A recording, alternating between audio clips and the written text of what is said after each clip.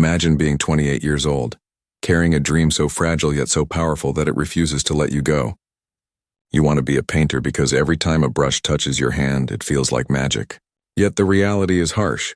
You haven't earned money in years, you survive on your brother's support, and most days you eat little so the weight of being a burden doesn't crush you.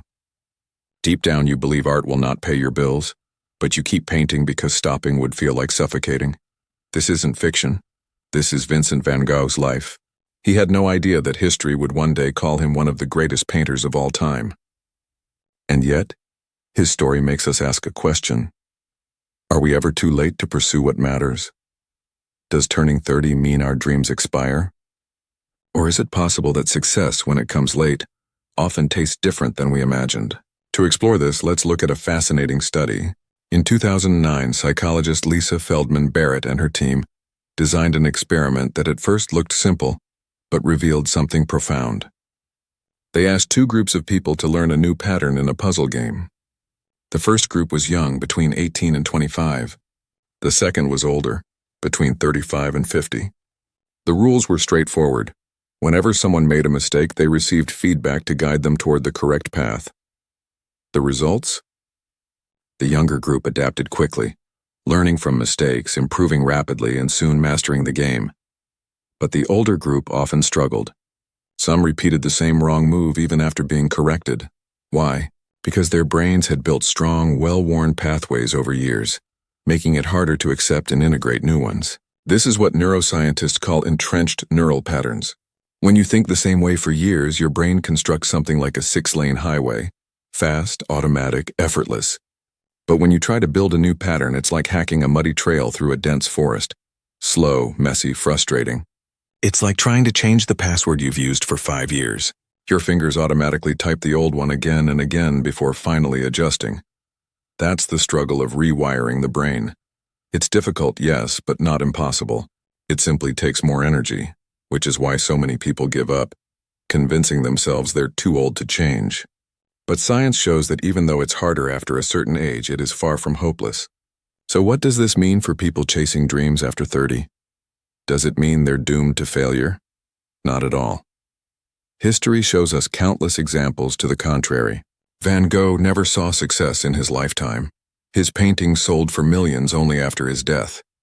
Kafka, Tesla, even Ferdowsi, who spent 30 years preserving the Persian language through his epic poetry, endured rejection, mockery, or invisibility while alive. Their genius wasn't recognized until much later, if at all. Does that mean they failed? Or does it reveal something deeper about how society treats visionaries? Maybe the world isn't always ready for those who see differently. Sometimes it resists them, mocks them, or ignores them because true innovation doesn't fit the timeline of normal. And that's the other half of the problem, society itself. Culture sets invisible deadlines. By 30, you should have a career. By 35, you should be married. By 40, you should own a home. And if you're even a step behind, you're stamped a failure. But a creative mind doesn't follow society's calendar. It grows on its own time. Some people don't chase recognition or money at all. They create because they can't not create. Van Gogh painted more than 800 works without selling a single one. Kafka asked his friend to burn all his writings after his death. These people weren't chasing likes, applause, or even immortality. They were chasing meaning, an inner voice that couldn't be silenced. There's a saying, a society grows great when people plant trees whose shade they will never sit under. That is what true creators do. They build not for instant rewards, but for the future. Still, what if someone wants both? To plant the tree and to sit beneath its shade? Is that selfish? Is it greedy? Or could it be wise? The truth is, success doesn't just belong to the patient dreamer. It often belongs to the early rider of waves. Dorie Clark, in her book The Long Game, calls this wave riding. She explains that the world is full of trends forming quietly in the background, like invisible waves in the middle of the ocean. Most people wait until the wave is visible before they act. But by then it's too late. The wave is crowded, the competition fierce. Long-term players jump on while the wave is still a faint ripple. That's what J.K. Rowling, Elon Musk, Steve Jobs, Bill Gates, and so many others did.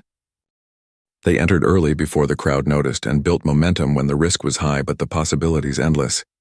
So maybe the real question is not whether age is the barrier, maybe it's whether we can learn to spot those waves before everyone else. Because if you do, it doesn't matter whether you're 25, 35, or even 50, you can still ride it. But how do you find these waves? That's where most people get lost, and that's where our story continues. When we were kids, all we ever wanted was to grow up faster. We thought adulthood meant freedom, power, and endless possibilities. But no one told us that growing up also means losing pieces of that beautiful simplicity, those pure laughs, and the carefree days when happiness was effortless. Now here we are, older, carrying a world of worries on our shoulders. Our smiles don't come as easily anymore. Sometimes they feel forced, stretched over tired hearts that no longer feel as light as they once did. The weight of responsibility, expectations, and unspoken fears has turned us into strangers to our younger selves. But let me tell you something, life moves in cycles. The days we're living right now, the ones filled with pressure, work, and sleepless nights, will one day become memories we'll long to revisit. One day we'll look back at these very moments and whisper to ourselves, I wish I could go back just for a while. So maybe the answer isn't to keep chasing the future, waiting for life to suddenly feel easier. Maybe the answer is to bring a little bit of that lost childhood back into today. Maybe it's smiling for no reason. Maybe it's laughing too loudly. Maybe it's allowing ourselves to be silly, to dream like we used to remember that life was never meant to be only about survival. It was meant to be lived. So right now, in this very moment, pause, take a breath. Allow yourself to feel the weight fall off for just a second. Let the child inside you peek through those tired eyes. Because that child never left, you just buried them under layers of stress and seriousness. Bring them back. Let them guide you. Let them remind you that joy is not gone, it's only hidden. And once you find it again, even in the middle of your hardest days, you'll realize that growing up doesn't have to mean letting go of who you once were. Carry that spark with you. Protect it, and let the world see that behind the adult who carries so many burdens, there's still a heart that knows how to dance, laugh, and live freely.